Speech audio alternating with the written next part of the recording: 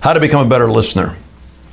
The listening skill, there's so many reasons it's so incredibly important to be a great listener. One of the reasons is because I want information. And just answer this one simple question.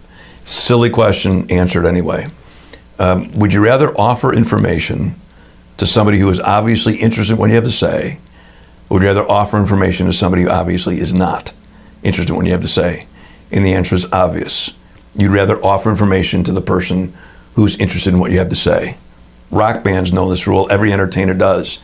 Have you ever heard an entertainer say that they thrive on the energy of the crowd? What are they thriving on? At the very base, they're thriving on the interest those people have in hearing them play. And the louder that interest is expressed, the better show they get.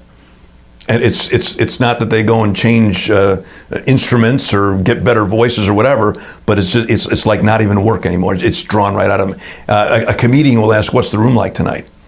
They're not asking how comfortable the chairs are. They're asking how interested are those people in humor tonight? How open are they to humor tonight? And the more open they are, the better show they get. I've spoken to brick walls before. Thankfully, few and far between. But do I dispense the same information? Sure, it's my job.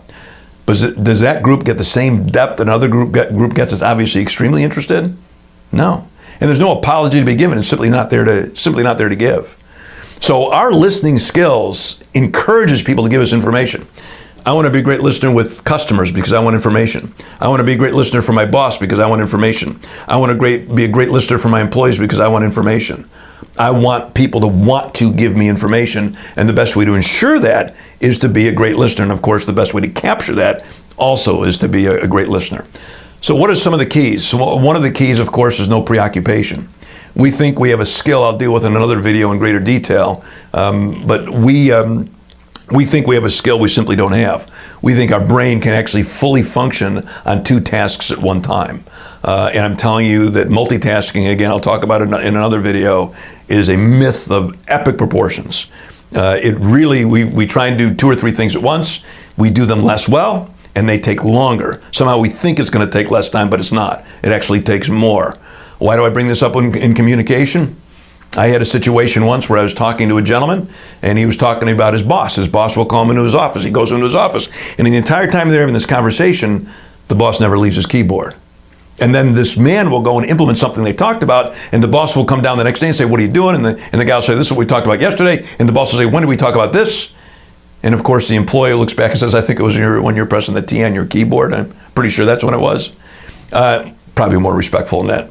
Point being is we think we have abilities we simply don't have. Preoccupation, when somebody's talking to us, number one, it lets me know that whatever you're focused on is more important than me if I'm talking to you and you're preoccupied with something else. And the second thing is you simply cannot get all the information because the brain simply doesn't work that way. Can you talk to a customer on the phone and read the newspaper at the same time? Can't do it. Our brain is not like electricity where you can put a splitter on it and send full focus in two different directions. It simply doesn't work that way. Full focus, full focus, full focus. So first of all, when it comes to listening, is no preoccupation. If I'm talking to you, you're listening to me. If you're talking to me, I'm listening to you. I value your communication. Take notes in certain situations. People like that. It adds value to what they're telling you. Let me write this down. You're not going to do that all the time, but sometimes that can really validate somebody in what they're saying to you. Of course, we're not going to interrupt people. We're going to let them fully finish what they have to say. If you really value their communication, if you really value it, you won't step on it. When you value your communication more than theirs, that's when you interrupt them. That's when you step on them. That's when you think about what you're going to say as opposed to what they're saying to you. What do you do with things that you value? You take really good care of them. And in communication, we've got to take really good care of it. Fully hear, fully listen to somebody. And of course, the last thing is our body language. I say in another video how incredibly important body language is. It's the largest part of our communication process, more than our voice tone, more than the words that we use. And so in listening, you can tell me you're interested in all day, but unless you display it, unless, for example, you're looking at me, there's the eye contact.